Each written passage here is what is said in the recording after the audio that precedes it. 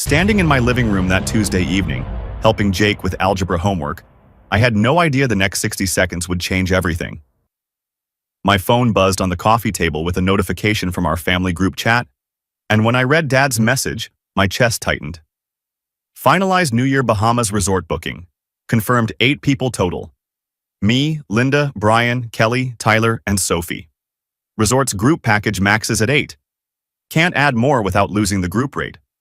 Flying out December 30th, back January 3rd. Can't wait, I counted on my fingers. My parents, 2. Brian's family, 4 more. That's 6. Plus his 2 kids, Tyler and Sophie, makes 8 total. My family of 4 wasn't mentioned at all. 8 plus 4 equals 12, but they'd stopped at 8. Sarah walked over from the kitchen, saw my face, and I handed her the phone without speaking. I watched her expression change as she read it, the same progression I'd just experienced. Emma ran in from the kitchen, flour on her nose. "Daddy, the cookies are almost ready." She stopped when she saw our faces. "What's wrong?" "Nothing, sweetheart," I lied, but Jake had already seen the screen. "Is that about Grandpa's trip?" he asked carefully. Emma's eyes lit up. "Are we going to the beach with Grandpa?" The question hung in the air like smoke. How do you tell your 7-year-old she wasn't invited to a family vacation? "Grandpa's trip is for Uncle Brian's family this time," I said slowly. Emma's face fell. "Why can't we go?" Jake, who'd been doing his own math, spoke up with devastating clarity. "But Grandpa, Grandma, Uncle Brian, Aunt Kelly, Tyler, Sophie, that's only 6 people. Plus us is 10. So they chose Tyler and Sophie over us?"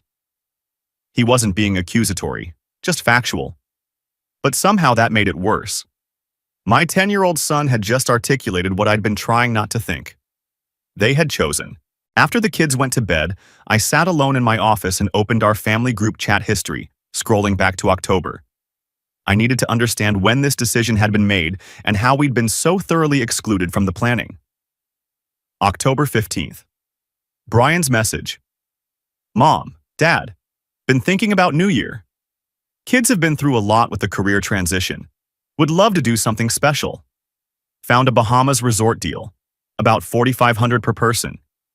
But that's more than we can swing right now." The ask was implicit but clear. October 18th, Dad had responded, "Brian, your mom and I want to help make this happen. Consider it an early Christmas gift for Tyler and Sophie. $4,500 times 4 people. $18,000 my parents were spending on Brian's family."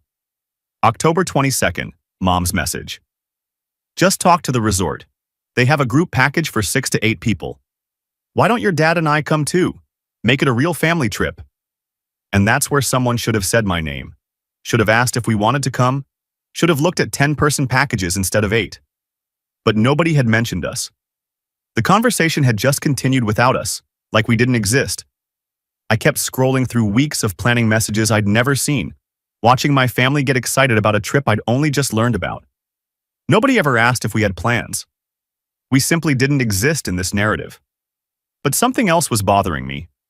Brian's career transition excuse. I opened LinkedIn and found his profile, started scrolling through recent posts. December 10th. Photo at a hotel ballroom networking event. Building relationships and growing the business. December 3rd. Expensive steak dinner. Closed a promising partnership today. November 28th. Sports bar premium seating. Work hard, play hard, go Pats. I switched to Instagram. His Corvette on December 14th. Sunday drive therapy. Harbor cruise. December 7th. Ended the week right. Career transition. Tough times. Can't afford a vacation. Yet somehow Brian could afford networking events, steak dinners, premium sports seating, maintaining a Corvette, and weekend harbor cruises. The math only worked if you added one variable. Our parents were funding everything. I opened the Excel file I'd been keeping for a year. Family Interactions 2023-2024.xlsx. 2 years of documented patterns. Thanksgiving 2023, Dad said too stressed to host us. Week later, hosted Brian's family. When I'd called about it, he said Brian's oven had broken. Later learned that was a lie. Easter 2024. Mom asked me to buy Tyler a $300 Easter basket. I sent a $50 gift card. Her response: "That's all? You make six figures, Marcus." Jake's 10th birthday, June 12th. Dad had a work conflict, couldn't come. That same day, he drove 2 hours to Tyler's soccer tournament. August. Brian asked to borrow $15,000. I requested a business plan first. He ghosted me. Dad called saying I was making things difficult for family. The pattern was undeniable. Brian's needs first. Always. His kids were the priority. Always. And my family was perpetually in second place, expected to understand and not make waves. Over the next week, I watched the family group chat explode with excitement while I stayed silent. Wednesday, Brian posted, "Tyler watching sea turtle videos nonstop." Mom replied, "Packing sunscreen for our grandbabies." Friday, Kelly shared a photo of Tyler and Sophie in new swimsuits. Mom's response: "My beautiful grandbabies. Can't wait to see them splash." Monday, Brian wrote, "T-7 days. Mom, got sand buckets, floaties, snorkel sets. Anything for Tyler and Sophie." Anything for Tyler and Sophie. I read that sitting in my car at work, feeling something cold spread through my chest. That evening, Emma walked past my office while I was staring at my phone. "Daddy, are you okay?" I closed the phone immediately. "Just work stuff, sweetheart." But the problem wasn't work. The problem was that her grandparents were planning an elaborate vacation for her cousins and couldn't even mention her name. Tuesday, Christmas Eve, 3 o'clock in the afternoon. Mom sent me a private text. "Marcus, honey, could you water our plants while we're in Bahamas? Key under the mat? You're such a lifesaver. Have a nice quiet week at home." Have a nice quiet week at home. She assumed I'd be available, assumed I had nothing better to do, never asked if I had plans. She just decided. I typed back, "Sure, Mom." Sent it. Put the phone down. Then I sat in silence for 5 minutes, feeling something shift inside me, something cold and clear and certain. I picked up my phone again and searched. Luxury Dubai resorts, New Year packages. 10 minutes later, Sarah walked into my office and stopped when she saw my laptop screen. I turned it so she could see. Burj Al Arab Jumeirah, Dubai. New Year's family package. December 30th through January 4th. 2-bedroom suite. Kids Club. Ski Dubai. Desert Safari. NYE Gala. Total cost: $18,500. Sarah sat down slowly. "Marcus, they're spending $18,000 on Brian's family," I said calmly. "For a vacation he can't afford, that our kids weren't invited to." "This is about revenge," Sarah said, testing the words. "No, this is about showing Jake and Emma they matter, about teaching them their worth doesn't depend on someone else's arbitrary decision about who gets included." We'd left it there that night, both needing time to think. But Christmas evening, after the kids were asleep, we found ourselves at the kitchen table with the laptop open between us.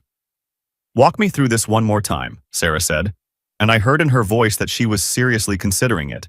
$4,500 per person times 4 people. That's $18,000 Dad's paying for Brian. Meanwhile, we have $87,000 in savings. We make $230,000 combined annual income. We're stable. We've been saving responsibly for years, and we weren't invited.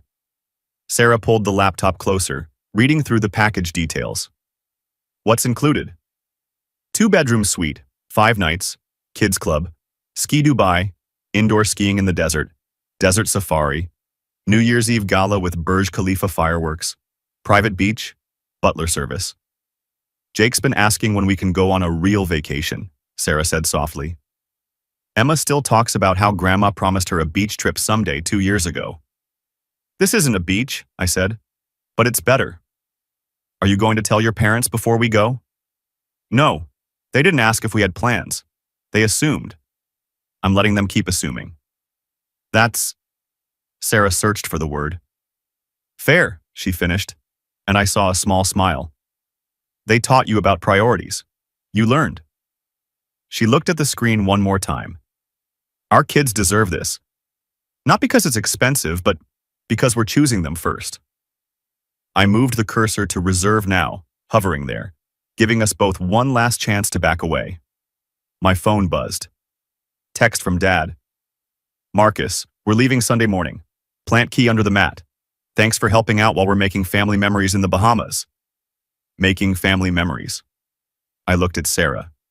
She looked at me. Book it, she said, steel in her voice. I clicked the button.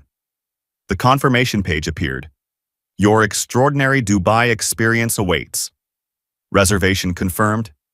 I screenshotted it, saved it to my phone, and closed the laptop. I didn't reply to Dad's text. Dad had taught me that family comes first. He'd taught me about priorities and loyalty and showing up for the people you love. He'd just never specified which family he meant. And I'd just chosen mine.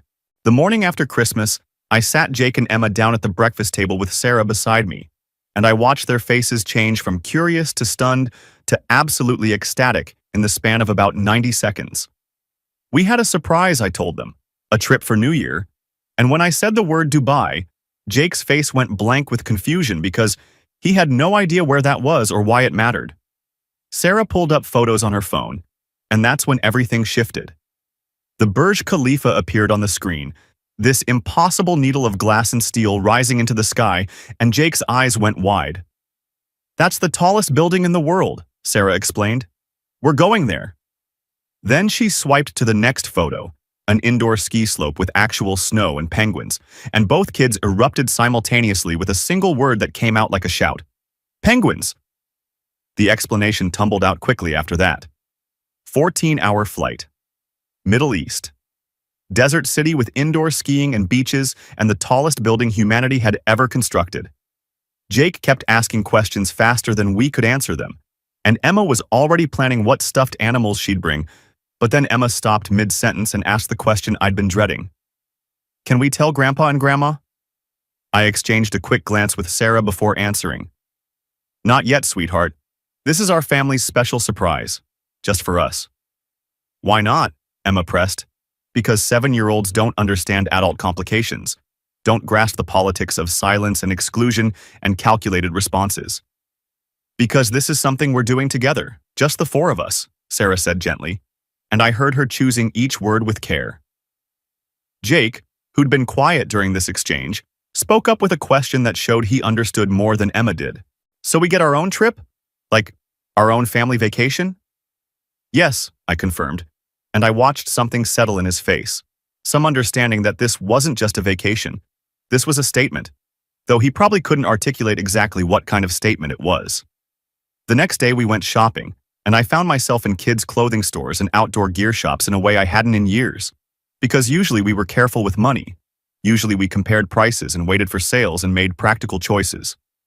But that afternoon, when Emma held up a sundress and asked if she could get it, Sarah told her to get 2, and Emma's face lit up like we'd just given her the world. At checkout, the total came to $287 for clothes we'd wear for 1 week, and I handed over my credit card without even looking at the receipt, without doing the mental math I usually did about cost per wear, or whether we could find it cheaper online. The sales clerk had asked if we were planning somewhere warm, and when I said Dubai, her face had shown that specific kind of impressed surprise that made me realize we were doing something unusual, something worth being impressed by. Jake had immediately jumped in with enthusiasm. We're going skiing, with penguins. The clerk had laughed and said something about Ski Dubai being incredible, and in that moment, watching my son's excitement about telling a stranger our plans, I felt certain we'd made the right choice. On the drive home, Emma declared it the best surprise ever, and Jake asked one more time if he could tell Grandma, a question I deflected by saying he could tell her after we got there, which seemed to satisfy him even as I knew the real answer was more complicated than that. While we were shopping and planning and packing, the family group chat was exploding with messages I read but never responded to. Saturday morning started early with Mom's message about one more sleep, followed immediately by Brian saying Tyler hadn't slept at all from excitement. The messages came in waves throughout the day, each one a small reminder of the vacation I wasn't invited to, the family memories being planned without us. By afternoon, Brian had posted a photo of their suitcases and beach toys, all packed and ready. And Mom had commented about how spoiled Tyler and Sophie were, though she'd said it with obvious pride rather than criticism. Dad had chimed in with that classic grandparent line about spoiling being what grandparents are for, and I'd read it sitting in my living room while my own kids played upstairs, wondering if he'd ever felt that way about Jake and Emma. Evening brought more of the same. Kelly announced the kids had finally fallen asleep after being too excited to rest. Mom said she might not sleep either.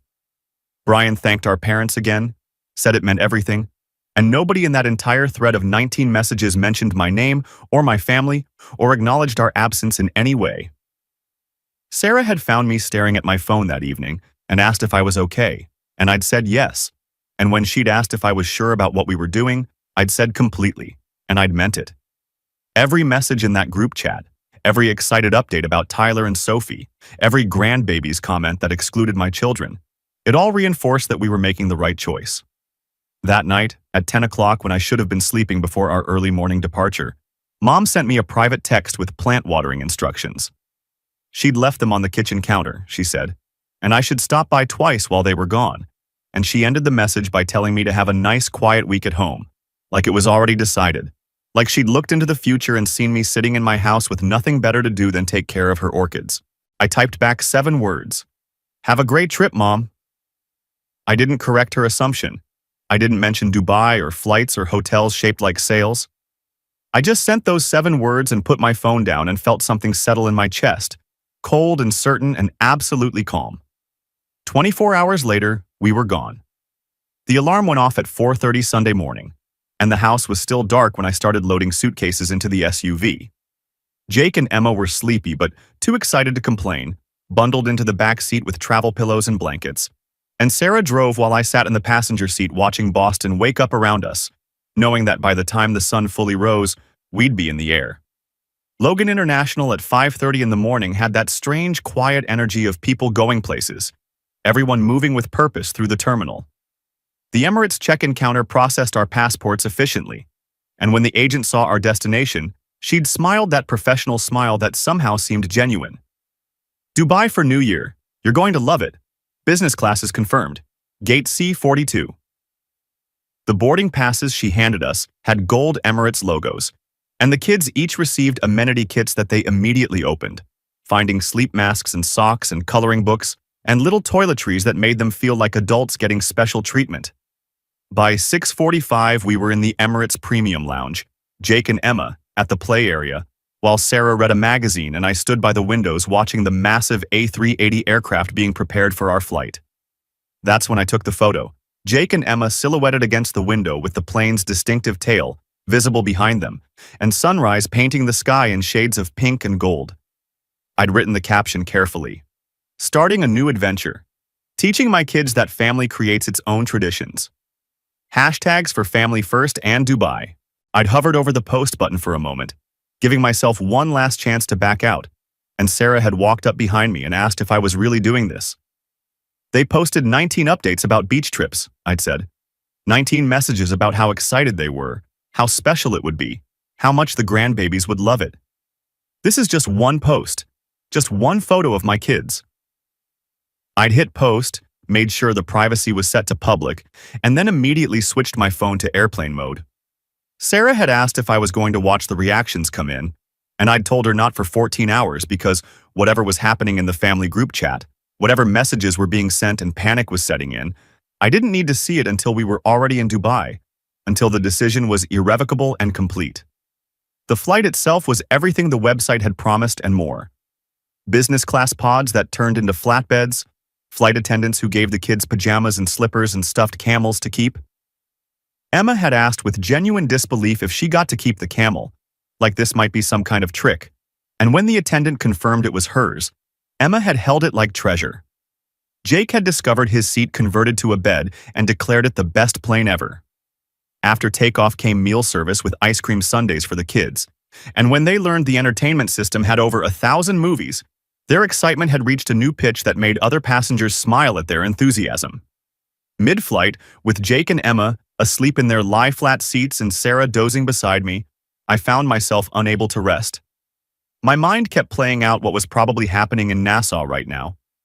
My family landing, checking into their resort, someone seeing my Instagram post, the realization spreading that I wasn't home watering plants, that I'd taken my own family on vacation without telling anyone. I turned off airplane mode. The phone connected to Wi-Fi, and for a moment, nothing happened. Then the notifications started, a cascade of them, 62 text messages and 29 missed calls, and Instagram going absolutely wild with comments and reactions. I scrolled through the texts chronologically, watching the panic unfold in real time. Mom at 9:15. Marcus, where are you going? Casual, curious, maybe thinking I'd posted an old photo or was talking about future plans. Mom at 9:30, all caps. Marcus, answer your phone. Less casual now, worry creeping in. Dad at 9:45, direct and angry. Call me immediately. Brian at 10, profanity included. Are you damn serious right now? Mom at 10:30, the realization fully hitting. You're supposed to be watching our house. Dad at 11:15. We need to talk now. Brian at noon, making it about himself. Way to ruin our family vacation. There were more, dozens more, variations on the theme of shock and anger and betrayal, and I read through all of them with that same cold calm I'd been feeling since Christmas night. Sarah had woken up, seen me reading, and asked how bad it was. About what I expected, I told her, which was true. I'd known this would cause an explosion. That had been part of the point. Are you going to respond? Not until we land, I'd said, and I'd switch the phone back to airplane mode and put it away, because whatever they were feeling right now, whatever panic or anger or hurt was spreading through their Bahamas vacation, they'd have to sit with it for another 6 hours until we touched down in Dubai. I looked over at Jake and Emma, both sleeping peacefully with their stuffed camels tucked under their arms, their faces relaxed and happy, and I felt that cold certainty again. They didn't know about the text messages or the family drama or the statement their parents were making. They just knew they were going somewhere special, somewhere they'd been chosen for, somewhere that made them feel valued and important and first. Somewhere over the Atlantic Ocean, 35,000 feet up and 7 hours from our destination, my family back in the Bahamas was discovering I wasn't home, wasn't available, wasn't sitting quietly waiting for them to return. They were learning that exclusion has consequences, that silence can be an answer, that when you don't invite someone to your table, they might just build their own. And I was teaching my kids a lesson my dad had never intended, one about priorities and choices and what it means when you decide who matters most. When you're not invited to the table, you don't beg for a chair. You build your own table. You create your own traditions. You choose your own family, even when that family is the one you already have, the one that's been waiting all along to be chosen first. The plane descended through darkness toward Dubai, and I watched Jake and Emma pressed against their windows as the city revealed itself below us like some kind of circuit board come to life. The skyline sprawled in every direction, highways lit like glowing arteries, and then the Burj Khalifa appeared, this impossible spike of light rising from the desert, LED displays cascading down its sides in patterns that shifted and changed. Emma's face was pure wonder when she turned to me and said it looked like a spaceship city, and I realized she wasn't wrong. Immigration processed our passports efficiently, stamps landing on fresh pages, and when we emerged into the arrivals hall, a driver in a crisp white shirt held a sign with our name and the hotel logo. The drive from the airport took 30 minutes along Sheikh Zayed Road, 8 lanes of highway flanked by skyscrapers that seemed to compete for attention, each one wrapped in LED screens showing advertisements and art and patterns that made the whole city feel alive. Then we turned onto a causeway extending into the Persian Gulf, and the Burj Al Arab appeared ahead of us, that distinctive sail shape I'd seen in photos, but which looked completely different in person, gold and purple lights illuminating its white structure, and Emma asked with genuine disbelief if that was really our hotel. The driver had smiled in the rearview mirror and told us it was the most luxurious hotel in the world, and I'd watched my kids' faces as they processed that information, as they realized this wasn't just a vacation. This was something extraordinary. A man in traditional white kandura greeted us in the lobby with the kind of bow that made it clear this wasn't a normal check-in process. He'd introduced himself as Rashid, our personal butler for the duration of our stay, and when I'd repeated those words back to him with a question in my voice, he'd simply said, Of course, like having a butler was the most natural thing in the world. The private elevator rose to the 18th floor and opened directly into our suite. 2,200 square feet of space that made our entire first floor at home look modest by comparison. Floor-to-ceiling windows showed the Persian Gulf stretching to the horizon, lights from Dubai's coastline visible in the distance. The kids' room had custom bunk beds and a PlayStation 5 already set up. The master bedroom had a balcony overlooking the water, and the marble bathroom was larger than most hotel rooms I'd stayed in, with a jacuzzi that could fit our whole family. Emma had stopped in the middle of the living room, spinning slowly to take it all in, and asked if this was really our room. Rashid had gently corrected her, explaining this was our suite, and Jake had run to the windows and shouted that he could see the ocean, and Sarah had stood beside me and whispered that this was beyond anything she'd imagined. I'd told her our kids deserved to feel special, and I'd meant it, but standing there in that suite with the city lights below us and my family's faces showing pure joy, I'd also felt the weight of what we were doing, the statement we were making, the consequences that were probably already unfolding thousands of miles away. I'd turned my phone off since the flight, keeping it dark and silent while we explored Dubai. But that evening, after the kids had finally crashed from exhaustion and jet lag, I'd powered it on in the bathroom with the door closed. The messages had flooded in immediately, a cascade of notifications that made the phone buzz continuously for almost 30 seconds. Dad at 1 p.m. Eastern Time, all caps. Marcus, where are you? Mom, 15 minutes later. Please tell me you're not in Dubai. Brian at 1:30. You're unbelievable. Dad again at 1:45, threatening to call the police if I didn't respond immediately, which made me actually laugh because what exactly would he report? That his adult son had gone on vacation without permission. I'd shown Sarah the messages, and she'd asked if I was going to call them, and I'd told her tomorrow, because whatever conversation we needed to have could wait until I'd had a full night's sleep and the kids had experienced at least one full day of this trip. I had a different plan for tomorrow morning, and it didn't involve defensive phone calls with my father. The restaurant was called Al Muntaha, which Rashid explained meant the highest in Arabic, and it was located 200 meters above sea level with views that stretched across the Palm Jumeirah and the entire Dubai coastline. Jake and Emma had been stunned into temporary silence by the floor-to-ceiling windows and the way you could see the curvature of the artificial archipelago below us. The French toast arrived with a dusting of what looked like gold glitter, and Jake had poked it suspiciously before asking if the syrup really had gold in it. I'd confirmed it was actual 24-karat gold flakes, edible and completely unnecessary and exactly the kind of excess that made this place what it was. Emma had giggled and declared she was eating gold, and I'd taken a photo of both of them with their golden breakfast and the dramatic window view behind them. The caption had written itself. Breakfast views in Dubai. Teaching the kids they're worth their weight in gold. Sometimes the best family traditions are the ones you create yourself. I'd posted it public, tagged the location, and within 5 minutes had 47 likes and comments from extended family I hadn't heard from in months. Aunt Carol, my mom's sister who'd always been the reasonable one, had commented with enthusiasm about how incredible it looked. Cousin Jennifer wanted to know how we'd ended up in Dubai. Uncle Rob called the Burj Al Arab a bucket list hotel and told me good for us. The support from the extended family was immediate and genuine, and I'd felt something shift in the narrative, felt the story becoming less about my nuclear family's drama and more about something larger. 10 minutes after I posted, my phone rang with Dad's number, and I'd answered it on speaker with the volume low so the kids wouldn't hear, and Sarah had moved closer to listen.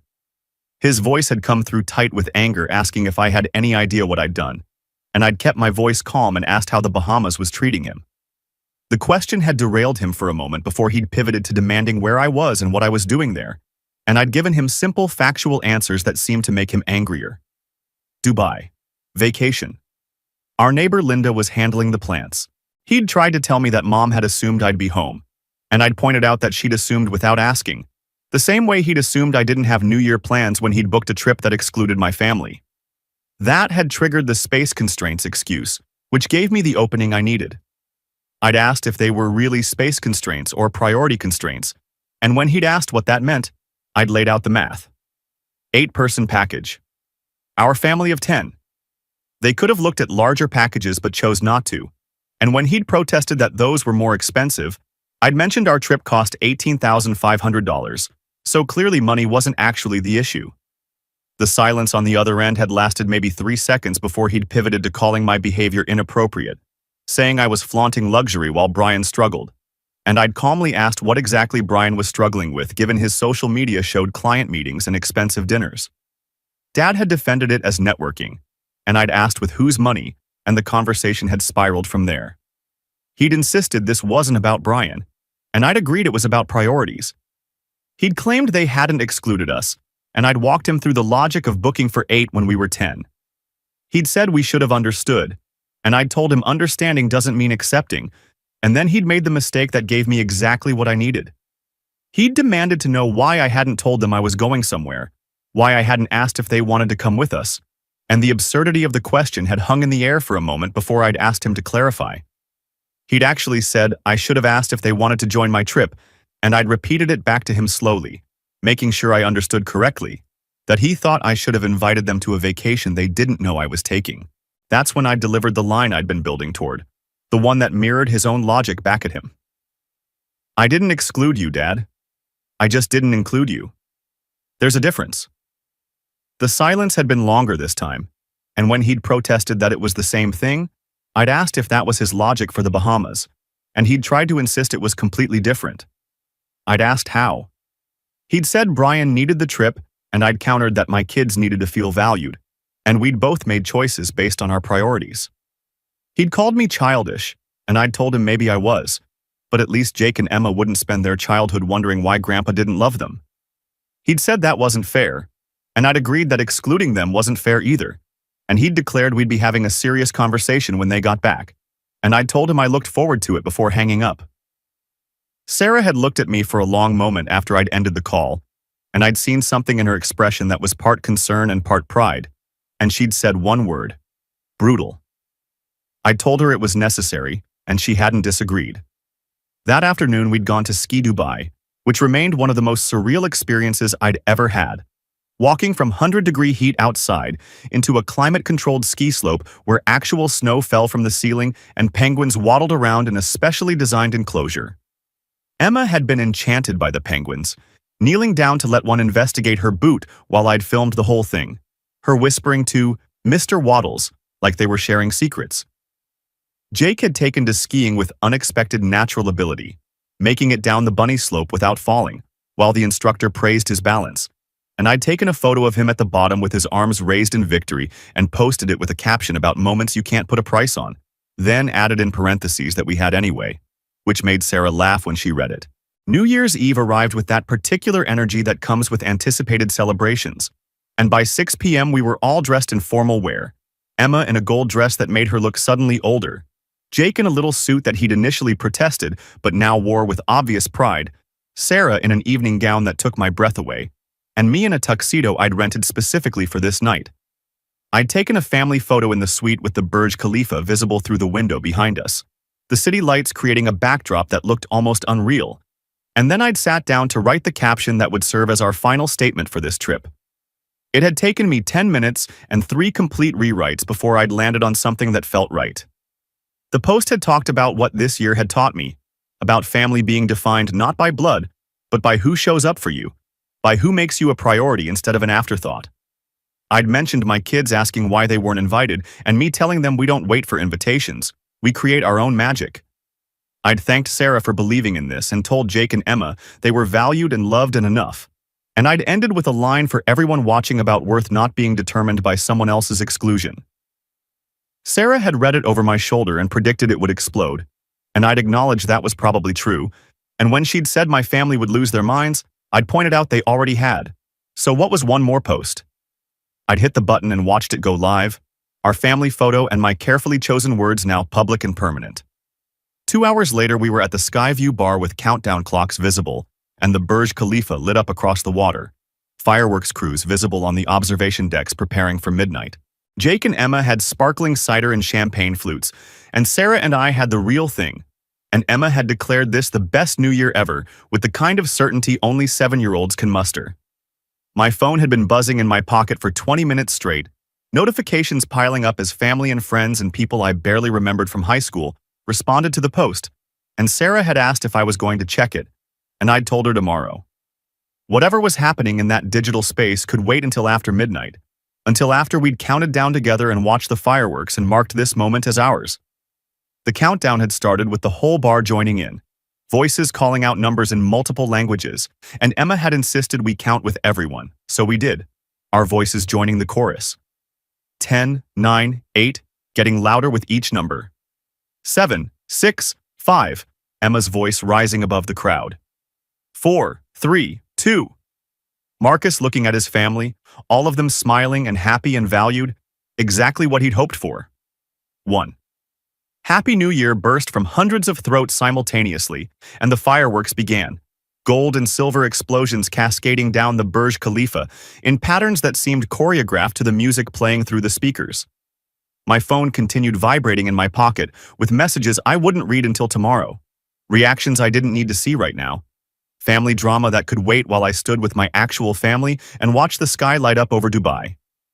Dad had taught me that family means sacrifice, and he'd been right about that, I realized. He'd just never specified what you should be willing to sacrifice or who you should be willing to sacrifice it for. I'd chosen to sacrifice his approval, his comfort, his assumptions about my availability and compliance. I'd traded his peace of mind for my kids' happiness, his family vacation harmony for my children's sense of being valued and chosen and loved first. Fair trade. We landed at Logan on Friday afternoon, Jake and Emma exhausted but glowing with that specific radiance that comes from having experienced something extraordinary. Jake wore his new Burj Khalifa t-shirt and asked when we could go back before we'd even cleared customs.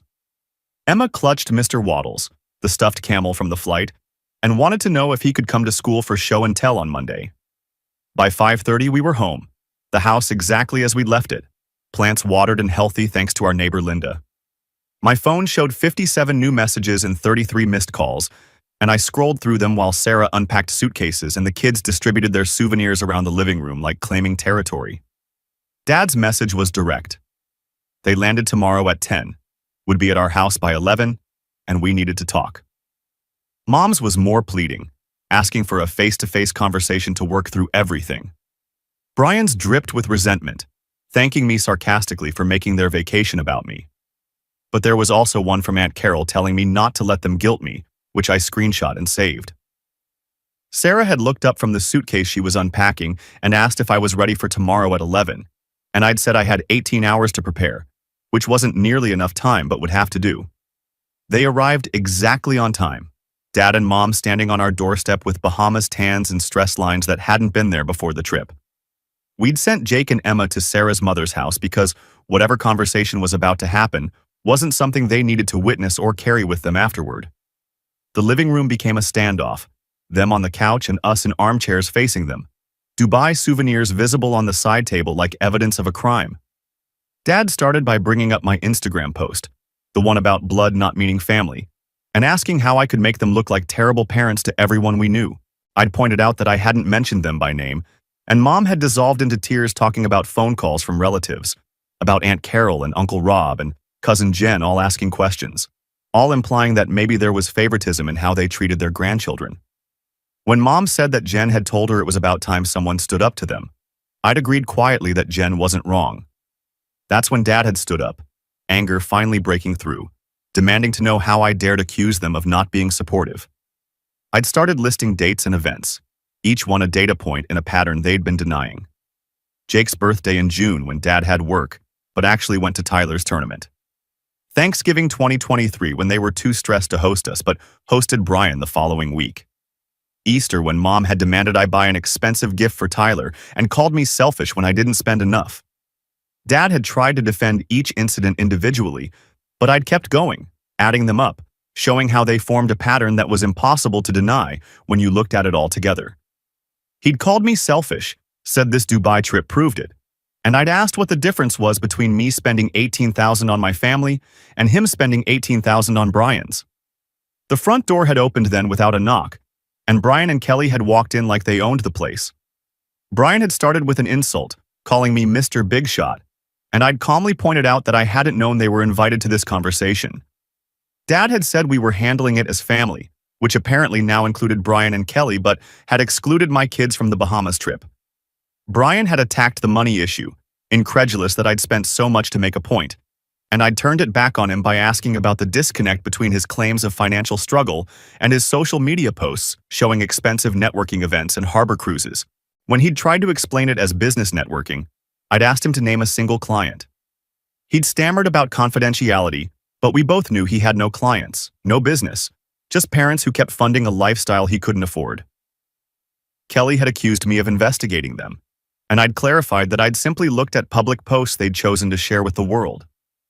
Mom had tried to redirect by saying this wasn't about money, and I disagreed, saying it had always been about money, about resources, about who got priority and who got leftovers. I'd pulled out printed copies of the timeline I'd been keeping, 2 years of documented interactions, and I'd started reading through the pattern. Each incident on its own could be explained away, but taken together they showed unmistakable favoritism. Brian's needs always came first. His children were always the priority. And mine were treated like backups, like secondary grandchildren who only mattered when the primary ones weren't available. Mom had been crying through most of this, insisting it wasn't true, but then I'd said the thing that made her sob outright. Emma had asked me why Grandma didn't love her as much as Tyler and Sophie. She'd asked at 7 years old, in that direct way children have before they learn to hide their hurt, and I still didn't have a good answer for her.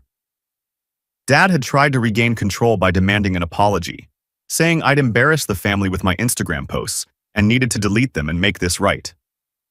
I'd refused, saying I wouldn't apologize for showing my kids they mattered, for teaching them their worth wasn't dependent on someone else's approval. Brian had accused me of tearing the family apart, which had made me laugh without humor.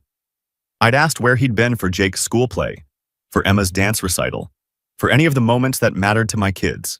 I'd brought up Christmas when Mom had sent Tyler $200 in gifts and Emma a $20 gift card, and Mom had said she didn't remember that, proving my point that she didn't pay attention to my children at all. Dad had delivered an ultimatum then, telling me to delete the post and apologize, or I wouldn't be part of the family anymore. The words had hung in the air for a moment, and I'd been about to respond when Sarah had stood up, her voice clear and firm. She'd told them that if that was the choice, we'd choose not being part of this family. She'd talked about how Jake and Emma had the best week of their lives in Dubai, how they'd felt valued and important, how Emma had said she wished every day could be like that, not because of the luxury but because she'd felt like she mattered. Sarah had said that if they couldn't see how their behavior had consequences, we didn't need this kind of family in our lives. I'd stood then too, and I'd told Dad that he'd been right about family coming first. I just chose to prioritize my family, Sarah and Jake and Emma, over his comfort or approval. I'd said he'd taught me that priorities matter, and I was prioritizing my children's emotional health. They were welcome to be part of our lives, but on equal terms, no more favoritism, no more excuses. Dad had told me I was making a huge mistake, and I'd agreed I might be, but it was my mistake to make. I'd opened the front door, making it clear the conversation was over, and when Mom had tried to plead with me, I told her gently that I loved her, but I loved my kids more, and I wouldn't let them grow up thinking they were second-class grandchildren. They'd left slowly, Mom crying, Dad silent with anger, Brian glaring at me like I'd personally wronged him. When the door closed behind them, Sarah had asked if I was okay, and I'd realized with some surprise that I was, that I felt lighter somehow, like I'd been carrying weight I didn't realize was there until I'd set it down. 3 months passed before things started to shift. Dad and I didn't speak for 6 weeks, a silence that felt both necessary and painful. Then Mom had called saying she'd been thinking about Emma's question, about why the trips and attention weren't equal, and she'd admitted she didn't have a good answer that justified the imbalance. Week 8, Dad had called with something that wasn't quite an apology but was close enough for him. He'd said maybe they should have handled things differently, which was his way of admitting fault without using the words, "I'm sorry." I'd accepted it because I knew that was as close as he'd get. Brian maintained radio silence, but through Aunt Carol I'd heard he'd finally gotten a job, entry-level marketing at $45,000 a year, and Dad had cut off the monthly payments that had been supporting his family. Apparently, tough love worked in both directions when properly applied. Week 12, Mom had asked if she could take Jake and Emma to the zoo, just them, without Tyler or Sophie, without making it a group grandchildren event. I'd said yes, and she'd spent the whole day with them individually, and Emma had come home glowing, saying Grandma had told her she was special. Small steps, but steps in the right direction. Sarah and I had booked Tokyo for spring break. Just our family, another international trip that we'd invite my parents to, and they'd decline, saying they needed time to think about things. That was fine.